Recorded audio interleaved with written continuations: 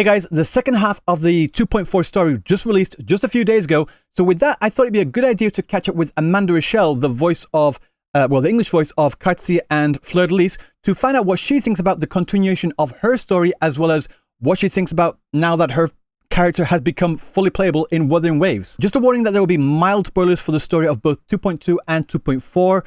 So that's your warning there. So with that being said, let's get right into the interview.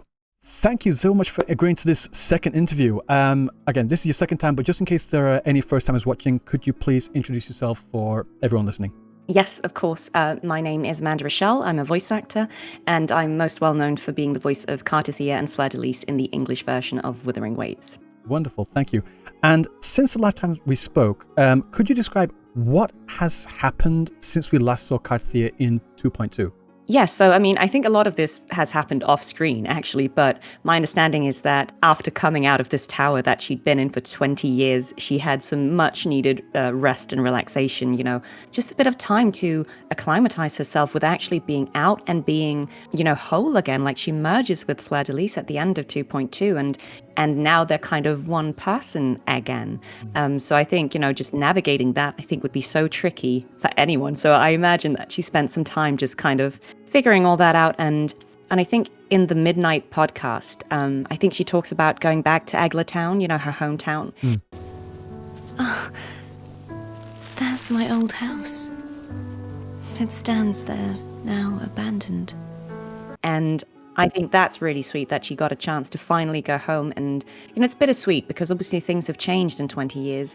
And she talks a bit about that and how the family home that she grew up in is empty now and boarded up. And, she doesn't know what happened to her family. But I still think it's really lovely that she now, for the first time in so long, has this chance to go out and see everything, see Ragusa, see Renacita, see her hometown and just be part, eat a salad, be part of normal life again, because I think that's what she really wanted to do for so long. Mm-hmm. So it's really lovely that now she's had a chance to. And as I think everyone knows, now her new quest is to become this wandering knight who, travels and rights wrongs. And that's kind of what we see her do in 2.4. So I think it's a really nice progression from being trapped to now having found her footing again and going out there and doing what she wanted to do. Speaking of that Midnight podcast and the 2.4, one thing I really enjoyed is what you said, that she goes back to Town and everything's vacant and boarded up. But at the end of 2.4, again, we're getting into spoilers on here,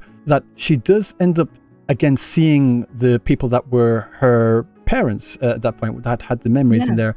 Those are my adoptive parents and their child. Perhaps it was fate's cruel jest. I couldn't find any trace of them after they moved from Ragusa, but here in Septimont, I discovered where they had resettled. What became of them? So I felt like she got a bit of closure on that. I thought it was really, really sweet. I agree, and I think that's so lovely because obviously it's still very difficult, I can imagine, but I think it's lovely that she gets that closure. She knows now what happens. And as she even says herself, the worst outcome would have been if they'd suffered or if they died. And the fact that they don't remember everything with her, like even if that's very painful for her, of course, at least that means that they haven't suffered. They haven't been sat for 20 years wondering what happened to her, which is the worst thing she could have imagined. So I think it's very mature of her to, even in that very difficult situation, be happy for them and just be glad that they are okay and that they're happy that they've, moved on because they don't remember and that they have a new child. It's obviously difficult for her, but I think she is that kind of person who, the main thing for her is that the people she cares about, that they are happy. And so she can move on now knowing that, yeah, they are okay and they made it out. And I think maybe that also gives her the freedom to go traveling, to go and do these, the night quest that she's on, because she knows that the people she loves, they're taken care of and they're not going to be hurting if she leaves. Yeah.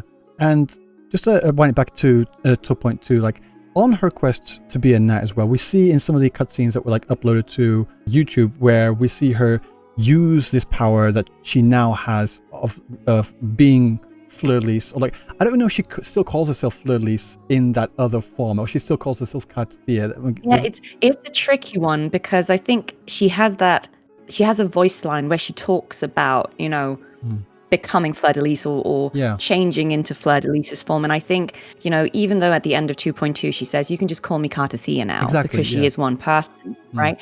I think, and also, if I don't know if you noticed, but in 2.4, I believe that every time she speaks, whichever form she's in, it says Cartethyia in the subtitles, if you have subtitles on. Yes. So I think that's interesting. She's chosen to be called Cartethyia now, which signifies that union, that she's one person again.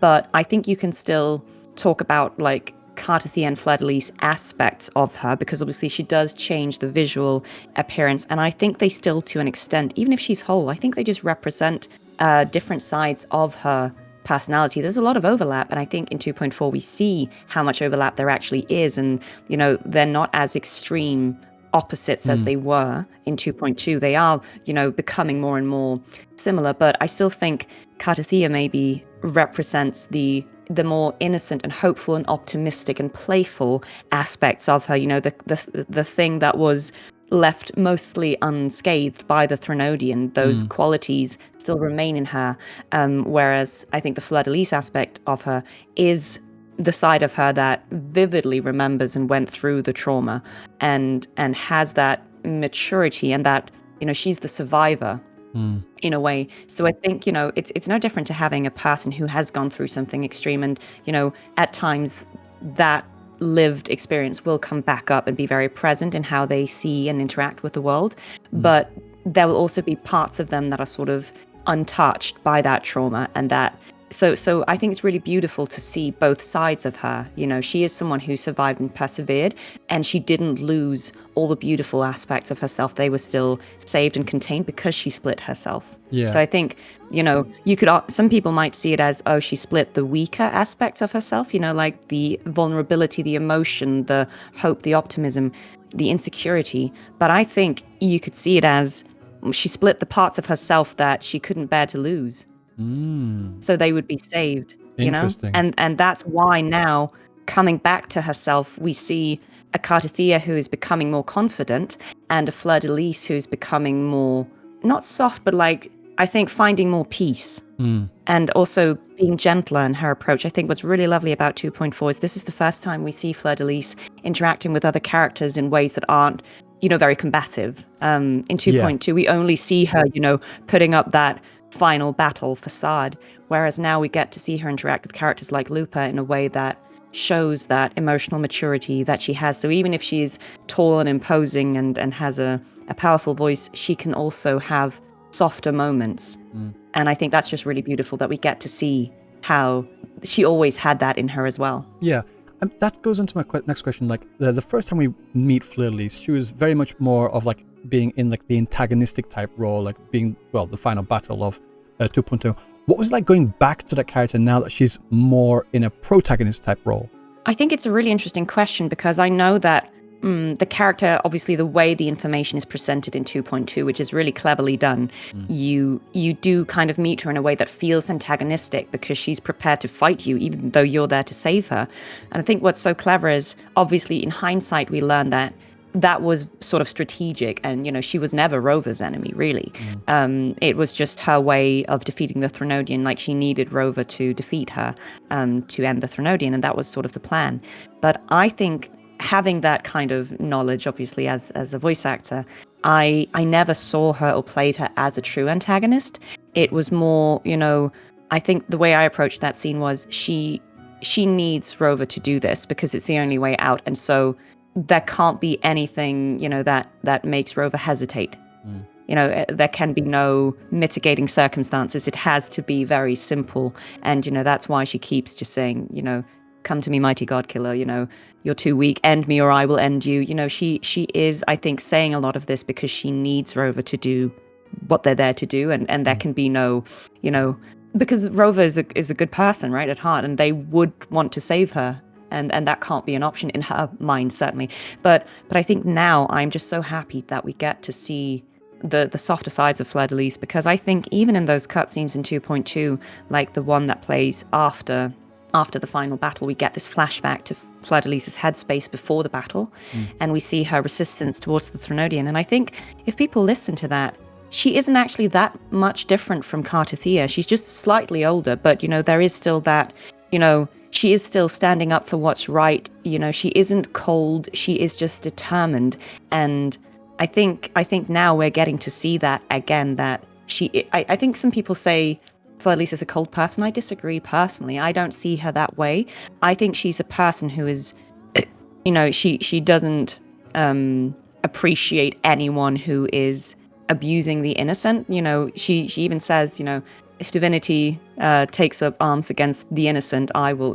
She even says, like, nobody can get away with hurting innocent people, and she will stand up to anyone who does. And I think that's why she can come across as so severe, is because when she faces people, if we think about it, a lot of the times we've seen Fleur-de-Lis, it is facing Threnodians or evil forces that cannot be, in a lot of her personal trailers, it is her facing off against the Threnodian or the Dark Tide or the Lament or Wave-worn Phenomena. And in all of those instances, it makes sense that there can be no softness or gentleness. This is an unrelenting enemy that threatens everything she stands for.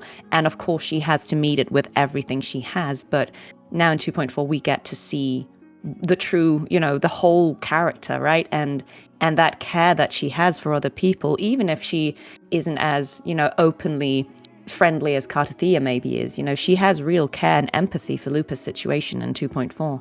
And I think that is just, that's how I always saw her. So it's really lovely that other players get to see that now, because I think that was always there. Yeah. Well, speaking again of 2.4, like 2.4, the second half, the final half of 2.4 has finally been released, and it's been really, really fun and interesting to play through that. I was just wondering, how far in advance did you record the lines? Just like this 2.4 stuff, when far in advance did you have that? So I think in general, speaking about games, usually we would record at least a few months before. And I think it just has to do with the fact that, audio happens late in the production stage always. But I think you still need enough time to sync that up to animation and do whatever cleanup and work needs to happen with that audio. So in my experience, I usually record for games at least 2 to 3 months, if not 6 months before that content is actually out. It very much depends. But yeah, sometimes it's very far in advance, and sometimes it's closer to the deadline. But I think for something like this, which is ongoing, in my experience, it has generally been a few months before. Like at least 2 to 3 months. And I think that is just also, a safety precaution, because, if you recorded it 2 days before, that would be really stressful, I think, for everyone involved. So yeah, I think that would be I can't remember specifically when it was, but I think around that would be my guess, around at least. Yeah. So probably around the time that 2.2 came out, maybe I started recording for 2.4. I see. Or like shortly thereafter. I think that would be my guess. And what was your favorite scene to record for the 2.4 story? Oh, I think the moment where Fleur-de-Lis, encourages Lupa to fight. For the reasons we talked about already, but also because I just think it's such a, I feel like we've seen Cartethyia and Lupa interact in the first half of 2.4, and it's obviously very supportive and very encouraging. But I think there's something really interesting in seeing how Cartethyia versus Fleur-de-Lis approaches that kind of encouragement, It's not that Fleur-de-Lis is tough love at all, but I think it's so poignant that she's the one having this conversation with a, practically dying Lupa, saying, no, fight. You're the only one who can do this, because of the parallels between the characters, right? Yeah. Fleur-de-Lis has gone through everything that, Lupa is going through in a way. And she's just so uniquely qualified to speak on that difficult situation and understanding that headspace that Lupa's in at the time, and giving her the encouragement of, no, I'm not going to take this from you. You're going to do it yourself, because you're the only one who can. The same way that she was the only one who could stand up to the Threnodian in her case, right? And I think, I don't know, there's just something really, I just really liked that conversation, both because it's the first time we see Fleur-de-Lis having that kind of interaction with anyone, and also because I think it's just so lovely to see the parallels between the characters, and it feels also like closure for Fleur-de-Lis in a way, righting this wrong and helping someone else, in a similar situation. I think that was just really lovely. But I have to admit, any interaction standing up to Cristoforo is also just like a highlight because my God, he is smarmy, isn't he? Yes. You know, a testament to a great actor, obviously, but like he. I love him. I think he's great. Frustrating. I think he's great. Brilliant villain, but you know, I mean, I get, you know, I always get like, oh, I'll get you. Oh, you. I was wondering, like, since Cartethyia has actually become a playable character as well, I was wondering if you had like a favorite specific line, either like from her combat animations or idle animations, or even from the story itself. Do you have a favorite specific line that really stands out to you? I have two. I really like the idol where she plays with the puppets. Today's story is the great battle between a righteous knight and the wicked Threnodian.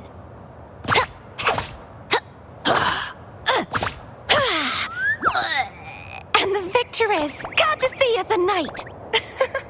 Story of a righteous knight and the wicked Threnodian. I thought that was really fun because, again, I really appreciate when I get to do silly things. I think because I'm British and because of the characters I play, people probably assume that I'm very serious, but I think I am actually quite silly. And so anytime I get to do something that is just like playful, it's funny because I've seen, how that line is in other languages. And, Same, yes. I think everyone played it quite straight, and I feel like, oh, I'm just that one weirdo who was like, no, I'm gonna do like a gremlin voice for the Threnodian. But I just thought it was so funny because, again, I thought, it's all incredibly valid, but I just thought it was such a fun opportunity to be like, look, she's been playing with these puppets for a long time, and she is, a playful person. Like, if that was me, I would have done the character voice for the Threnodian. And I guess they let me do it. Maybe they just thought it was so funny as well that, Claire and Danny and everyone let me do it. But I had a really good time. Also, just doing like the we do a lot of efforts when there's actual combat scenes. We do all the sounds. And I thought, God, we have to do it for the puppets as well, right? So like when the Threnodian dies, it's like, bleh. And I just thought that was really funny getting to do those kind of Threnodian death noises. So I hope everyone enjoyed that as much as I did. On that note, you know that so they fun. actually have those puppets for sale now. At least one of them. I've heard. さすが使いこなしている。使いこなしてる。本当に可愛いんです。That's amazing. I love that. I want to try and get my I head think on that's one, so at least. Yeah, I think that's really funny, and maybe I need to do that as well because they're great. But I just thought, again, it's such a nice moment because Cartethyia can be very proper and very contained and image conscious, and I just think it's so lovely when we get to see her just be a goofball and do that little puppet show. And the other line I really love is the very meta line where she talks about the shift into fleur-de-lis. I think that's so funny. Yeah. Where she's talking about how it's actually quite hard and she has to be really serious. Whenever I transform into fleur-de-lis for battle, I have to constantly remind myself. My manners, my tone, everything has to be composed and solemn. Oh, it's actually really hard, Truly. I think that's so funny because it's so meta. And I know a lot of people have really thought about that line and like the implications of, wait, so is Cartethyia pretending to be fleur-de-lis? And like, obviously I can only speak for my interpretation of all this, but I don't know. I think I just see it as it is one person, but it's more like shifting from one headspace or one mindset to another. And so like they are one person. So you could argue that they shift between the two, but I don't think it's necessarily that she has none of fleur-de-lis in her and she's just pretending. I don't think it's that simple because clearly she has the memories of both of them. So I think it is just kind of like going from one headspace to another. Yeah. Someone described it as private persona versus office persona. I was going to say the same thing. I think that's actually kind of, so I think it could be like, well, the side of her that is just, it's kind of like, I suppose me, the kind of me that is really silly and likes doing the silly voices, you need to like just, okay, we're serious now. Okay. Like sometimes you just have to be like, okay, let's do it. But that was such a fun line to do because I got to, shift the voice in real time from one character to the other and back. And that was really fun because I just think that's that's the kind of silly, playful stuff that it's really fun for me to do, and I hope it's also very fun for everyone playing the game, because it's also very meta, because I, as a voice actor, am talking about how it's hard to go from one character voice to another. I just think that's really clever of them, and they do fun things. I think Kuro are very funny. Like, I've even noticed that in 2.4 and sort of like the epilogue, Cartethyia says actually at one point. I don't know if people caught that, but she actually says that, and I'm like, see what you did there. It's got to be on purpose. It's got to be on purpose. It has to be on purpose, right? Yeah, I was thinking the same thing. Like, again, I've spent several years in Japan, like teaching English as well, and my voice also changes whether I'm speaking to children as opposed to where I'm speaking to adults as well. So I was thinking like the exact same thing. Like, yeah, it's the same person, but it just depends on like in what mode she's in. Like, I think it's just a mindset shift. Is what does the situation call for? Does it call for the lovely, kind, playful, life enjoying side of her, or does it call for that person who's gone through something incredibly difficult and survived it and come out stronger? Because I think she chooses to be Cartethyia for the majority of the time, probably because, again, that's the part of her that is sort of was interrupted in time and didn't get to go out and like have that. She has a lot to catch up on, and again, she's that playful, fun-loving side of her, but there's still such a need for fleur-de-lis. When Threnodian things happen, right? That's when you got to call out big sister. So that's when you got to lock in and get serious. Exactly. Yeah, I think that's what it is. It's like, I think at her core, like if none of that had ever happened, if the Threnodian hadn't, I know that we could argue then she wouldn't exist. But again, like if she had been born with that personality, because, where did that personality come from, right? The kind side of her. If she'd been left to her own devices, she probably wouldn't have grown up quite as, severe as fleur-de-lis can be. But I think there's a need for that as well. It's another strength. Her kindness is her main strength, because choosing to be kind in a cruel world, I think, shows immense strength. But there's also a need sometimes for that. She will give people a lot of chances to make things right and to make better choices and to redeem themselves. But at a certain point, you just need to say, no, I need to take you out of the equation now. And I think that's where fleur-de-lis comes in handy, right? Like, there's no negotiating with a Christophora, right? You just got to say, okay, I'm stopping this. Yeah, true. And speaking of that as well, like, have you played the 2.4 story yet?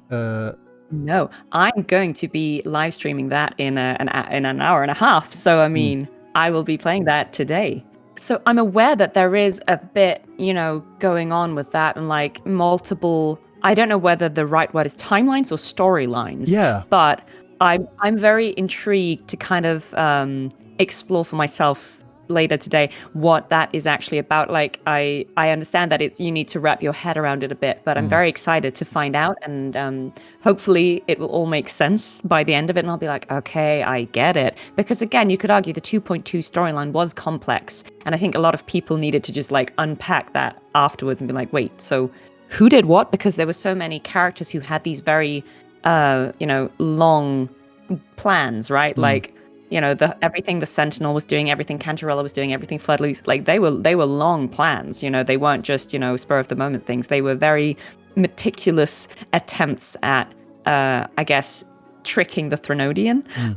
So it was a bit complex, and I understand that people maybe needed a moment to just actually fully understand what had happened there.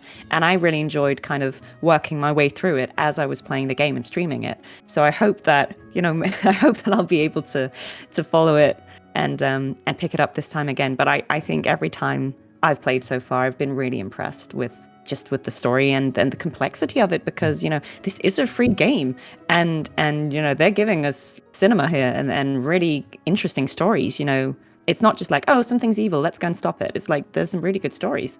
I'm going to ask you a question now, and this might be maybe one of the hardest questions you'll have to answer.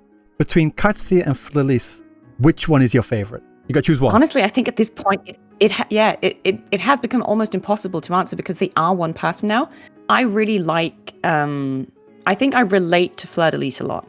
And so I really like doing her lines, because again, I think she is just, I do see her as someone who is a very mature and responsible person, but also someone who has been forced to be so. And I think a lot of oldest daughter people out there can relate maybe to being in that. I think a lot of, it's not, gendered, but I think a lot, especially of oldest daughter people can relate to feeling like everything falls on you sometimes, and you are the one who's expected to hold everything together, even at great personal expense. And so I think it was very cathartic to play a character like that, who is, stoic and powerful, but also almost too self-sacrificing at times. And then seeing her come out of that and realize that, she's valuable too. And, she's not just someone who needs to sacrifice herself for everyone else.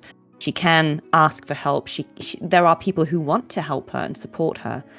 So I think that has been just very interesting for me personally to play a character like that. Whereas I think Cartethyia is just a little bit different for me. I think maybe I've become too cynical. I've gone too fleur-de-lis to fully feel like a Cartethyia, but I can appreciate her silliness because I think I still have moments like that in me as well. Where I am just very playful. But I think I probably lean towards the fleur-de-lis spectrum most of the time. Would it be possible for you to give us an iconic line read from 2.4? Do you have anything on hand? Yes, I actually do. It's from the end of the first half, so it's a bit less spoilery because I think people probably will have had a chance to play that by now. Mm-hmm. But it's the moment where Fleur-de-Lis confronts Cristoforo at the end of that story. It's like one of the final lines, and I really like that. So Here goes, guys. I don't need any grand reason to slay a villain like you. The Threnodian once sought to pull the entire Rinascita into the dark tide, but it failed, and so will you.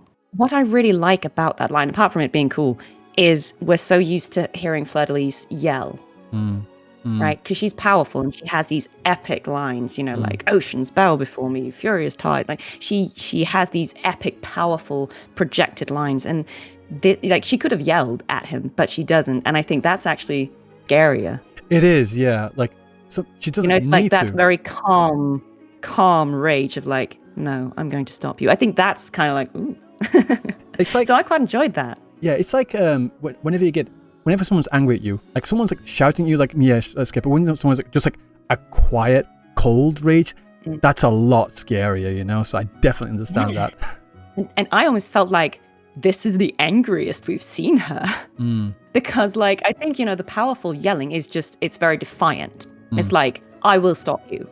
But I think this is like, I don't know, I think in a way, maybe there's more disgust that like, God, you're not even, like the Threnodian is the Threnodian. It's pure evil. But like a person choosing to do this, like I think there's just such a revulsion in her, like that someone would do these things to other people. So I think I really just enjoyed that line. I thought that was very cool of her. Okay, and now this next one might be a challenge, and you touched on this earlier before. There's a line in the game where Cartethyia switches between the voices. Could you do a line read, or could you say something transitioning from Cartethyia to Fleur-de-Lis and back to Cartethyia? Yeah, let me just try and do the line, because like that is already what's happening in the line. So let me give it a shot, guys. Okay. Whenever I transform into Fleur-de-Lis for battle, I have to constantly remind myself, my manners, my tone, everything has to be composed and solemn. Oh, it's actually really hard, Truly. I really like that line. I agree. The first time I heard that, I was like, wait, what? Did you put that in the game? I was so happy when I got to that line. I was like, wait, this is a real line? I get to say that? That's so funny. Just hearing you do that again live to my ears as well, I had to mute myself for a split second so my laughs wouldn't like leak into the microphone. Honestly, I think that probably is my favorite line I've done in the game, just because like I know it's out of all the cool lines I could have picked, I just think it's so funny, and it's so rare that you see a line like that in a game that works on like so many levels. So I just really appreciate it. Like whoever wrote that line, what a legend. Again, that's one of her lines from people pulling for her as a main character, as a character to be used. From what you've seen, what has been the reaction to Cartethyia Fleur-de-Lis as a playable character? I mean, I have only seen like the most overwhelmingly positive and kind response. I am so happy that people are enjoying this character, that they find it fun to play her. I think it is like very exciting to have a character with two proper forms. I know that there are characters already who it's to an extent like have some kind of minor transformation. Like we've got Camellia doing her thing. Like there are already things like that, but I think this is probably the biggest scale it's been of like actually changing form, but also the gameplay changes. Like you're doing different things as Cartethyia and Fleur-de-Lis. I know this now because Braxophone taught me. Shout out to Brax. But yeah, shout out to Brax. Thank you for teaching me. But I'm just so overwhelmed by like waking up. Like there was one day where I woke up at like 6 or 5 a.m. because my phone was just blowing up and I hadn't muted it. And I was like, what's going on? Like who died? And it was because, you know, Jeff Keighley had like posted that 30-second snippet of gameplay. Yes. And everyone was just like, what? Uncle Jeff leaked this. And I'm like, no, it's not a leak. Like, I'm sure he didn't leak anything. I'm sure that was, you know, completely above board. But yeah, everyone just... I was so surprised to see how many people saw that and how many people were like, wow, this looks amazing. And I guess, obviously, by that time, I had already, you know, 2.2 had already come out and everyone had played it. So it wasn't like people hadn't heard my voice lines in the game, but this was the first time they heard the combat voice lines. And I guess you're always, I suppose, extra... not worried, but like you want to make sure that they aren't too grating because people are going to hear them a lot, right? So you want to make sure that, you know, the delivery is something that you can stand to hear over and over if you're playing that character. So having people saying that her gameplay looked great and really fun and liking the animations and liking the voice lines and the delivery, that was very reassuring to me because I guess that was the one I'd been like, oh God, what if they hate that? But people were so lovely about it. And I think a lot of people have said that they really enjoyed playing the character. I'm certainly enjoying playing the character. People ask me, isn't it annoying to play a character and hear your own voice? Yeah. But again, I mean, your mileage may vary, but for me, because my own voice is neither Cartethyia nor Fleur-de-Lis, right? Mine is sort of in the middle, right? I don't feel like either of those voices are my voice. Like, yes, I'm doing it, but it's a character voice. And so I just think of it as their voices. So it's no less distracting to play as them as it is playing any other character in the game, because I don't listen to it and go like, oh, that's me. I think that would make me feel weird. So I don't know. I think I have a good, for me, healthy separation from the character. Yeah, you're able to disassociate yourself. Them. Yeah, I just see it as, you know, these characters exist. I didn't create them. They are not me. They have all their own things. I'm just the person who gets, you know, to embody them and give them a voice. And I try and do that as faithfully as I can to how I understand the character. But I don't, you know, afterwards, once I've done it, I see them as their own entities. I don't feel like that's me. So yeah, I think that helps. Maybe it would be weird otherwise. And maybe if it's the kind of game where, you know, like obviously this is a stylized game, but if it's the kind of game where you did motion capture and performance capture and it's your face as well, then I could imagine that would be a little stranger because then you're also looking at yourself. Whereas obviously for this, I look nothing like the character, and you know it's a stylized animation style. So you know I don't look at the character and think, oh, that looks like me. So you know I feel like it's very easy to separate myself. Also because I don't run around yelling like "Furious Tide, split the heavens." I don't normally say that. You don't? No, not in my private life. Every now and then. Maybe I should. Maybe I should. One thing that I really liked about that, and again, this is actually not to do with your voice line specifically, although you did do a fantastic job.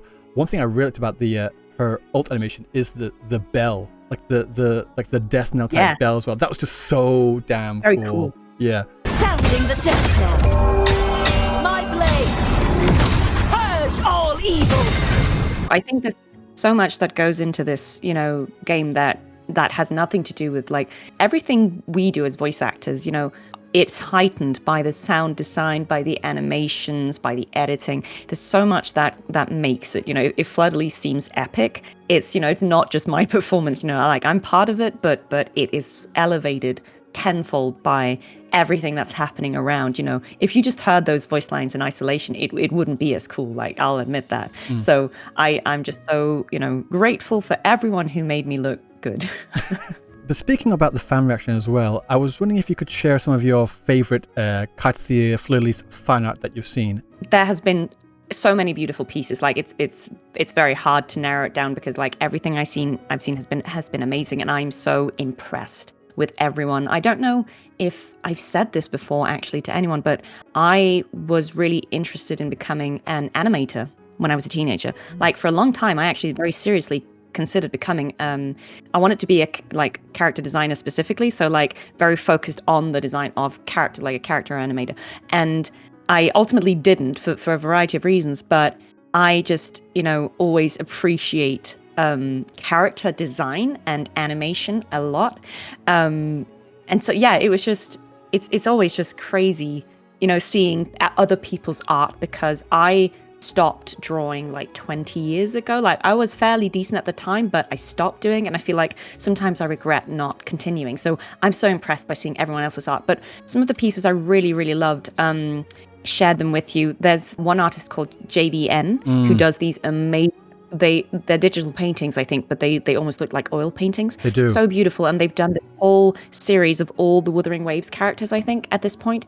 And every single one of those images is like a complete, masterpiece. Fantastic. Like I really, really think they're gorgeous. And there's this one of Fleur de Lis that was just so beautiful. And I think the reason I really loved that was because it kind of, she's almost very serene in that picture. And one thing that at that time when that came out, it's a while ago, we'd only seen these, depictions of her that were sort of in combat mode, so quite aggressive, and I completely understand that, but it was just so beautiful to see this sort of calm piece that kind of, I think, encapsulated what we talked about, how I always saw her, as having a lot of calm as well, and being this very graceful, refined person. So I really loved that piece. Another piece of fan art I really, really liked was after my first live stream. A beautiful piece of art was made by, I think their name is Osari. Sorry if I'm mispronouncing, but they made this very cute drawing of Cartethyia, the character, at her like computer playing the game with like headphones on. And that just, I thought was really, really cute, because they did that in like an hour after or something. It was so fast. And I just thought that was so cute, like little Cartethyia having a cute, playthrough of the game. I thought that was really, really lovely. Yeah, it says and here, then actually quite no way, Cartethyia plays Cartethyia with crying face emoji. Yeah. yeah, and just the fact that they got the headphones right, like the biodynamic that every voice actor will have.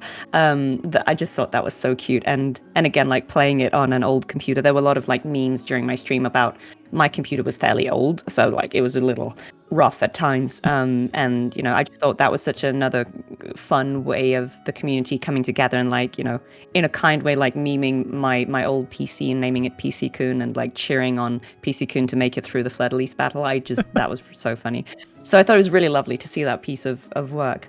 And then the final one, because we were talking about the puppets, the final one I really really loved is quite new, by Enma or Reiju Jaeger, depending on whether you use their tag or their Twitter name. But it was a piece of artwork of me with one of the Cartethyia puppets, and I thought that was just really cute. And they were just saying like, thank you for voicing this character, and I really appreciated that. I thought that's the first time anyone's drawn me, as far as I'm aware of, or that I've seen, and I thought it was just really, really sweet of them to show that, I suppose, a depiction of me really appreciating the character, because I do really love these characters, and I'm so grateful to Kuro and Side and everyone who allowed me to work on this game. I'm very grateful for that opportunity, and I'm so grateful for the community for embracing Fleur de Lis and Cartethyia so much, and being really lovely. So all of that artwork, but everything I've seen has been amazing. I'm so impressed by everyone, like real talent out there. I would love to see you actually get one of those puppies I mentioned earlier, actually like recreate that image. We can recreate that, yeah. That'd be fantastic. And continue on. So those are some of your favorite fan arts that you've seen. How about some of your favorite memes that you've seen? Because there's been a lot more of those since we last spoke. A lot more. I mean, so I do think like any meme revolving around Cartethyia and Pizza Tropical, I think is hilarious, right? Because there's everything from like, there's this brilliant, I think this was the first person to post it, but there's a brilliant like drawing of, Rover holding down Cartethyia, like who looks on in horror as someone puts like pineapple on a pizza. And I think that just tickled me so much. Because I just think it's funny, right? It is funny. It's a funny line, and it's funny like how people have run with that. And you see all these, brilliant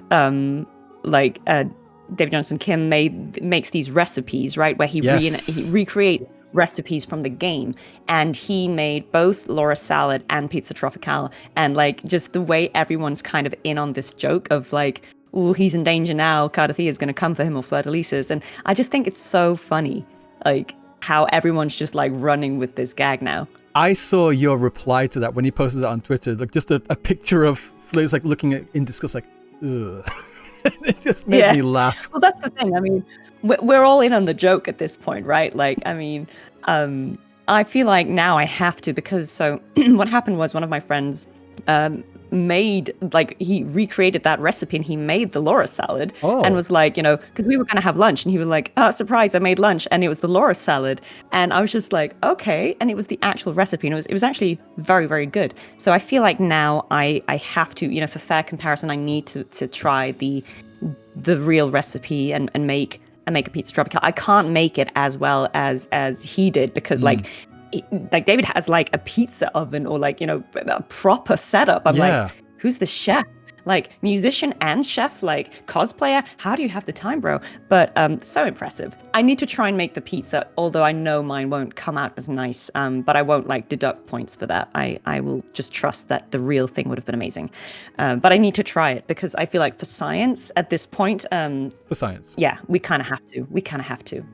My favorite part of that image you're talking about is actually not just roving, but actually holding Cartethia's head as well, like forcing her to watch. It makes it even worse. I think that's the best bit about it. It's not just that she's disgusted by the pizza, is that the rovers are holding her down, looking really gleeful as well. Like that's the bit that really, really kills me. Is that they're just like, ha ha ha. I think that's so funny, and she's just like horrified. I think I retweeted that picture when I saw it first, and I said crimes against Raguna, and I just think I still think that's one of the funniest memes I've seen. How about some another others? one I really like? I don't even know if there's like a name for it, but it's like the Asian mom fleur-de-lis who's got like, rather than just like raising her arm with the sword, she's got like, you know, like the sandal like ready to. I think that's really funny, because it's just such a great way of taking that picture and, you know, changing it to something that I think is just quite a funny stereotype. So yeah, I really, again, the creativity, I think that's another great reaction image for a lot of things, is like, I'm going to slap you with a sandal now. So really love that. And obviously, actually, it's like, is an epic meme at this point. Like, I think it's brilliant. And I think it really, you know, the funny thing is it's not out of character, right? Like she does do this and she does go on a actually rant. So, and now she says it canonically in the game in 2.4 in Black Shores. She actually says actually at a point. So it's completely in character now. We just need some glasses for her, and then yeah. I mean, you said that you think that was on purpose by Kura. I think so too, because there's been other memes for other characters, such as for Phoebe as well, of like characters pinching Phoebe's cheeks, and they've put that into some of the like the advertisements as well, and some of the official real life events as well, which is just they know what they're doing and they're playing into it as well. I think that's fun as well, because again, it just shows that, you know, as a developer, that you're aware of how the community is, you know, engaging with the character. You see the memes and you are, you know, playfully incorporating them in the game. I think that's such a clever way of doing, you know, fan service. I think it's just saying, yeah, we see the jokes, we see the memes, and we're going to put them in there for enjoyment. I love that. I think that's really clever. Yeah, I think it's just so much fun for everyone. True. And finally, do you have any words for everyone listening? Honestly, just thank you so much. I could not be happier with how the game has been received, the character has been received. You've been really loving, welcoming me into the space, and I appreciate every single one of you. Thank you so much for, again, sending me the memes, sending me the fan art, for taking the time to interact. I try to respond to everyone as quickly as I can, but, you know, I'm just very busy, so be patient with me if it takes a while. I do see it all. Thank you all the people who came to watch my stream. That was very surprising. I had no idea, you know, if anyone would come. I was going to play the game anyway, but it was very lovely to see so many of you being there, and like to the 15,000 people who subscribes to me on YouTube, like, thank you, I guess. I'll try my best to you know, create more content as time goes by, but I appreciate you being interested and being there. You're very lovely, all of you. Wonderful. Thank you so much. Massive thank you to Amanda for speaking with me and sharing her thoughts. It's always a pleasure to speak with her, and seeing her so in tune with the community really warms my heart, you know? Honestly, I don't know about you, but I would go so far as to say that she's like the unofficial queen of Wuthering Waves. But what do you think? What are your favorite Cartethyia memes and fan art? Let me and everyone else know down in the comment section below, because we can all do with more Cartethyia in our lives. So until next time, I will see you in the next video. Peace.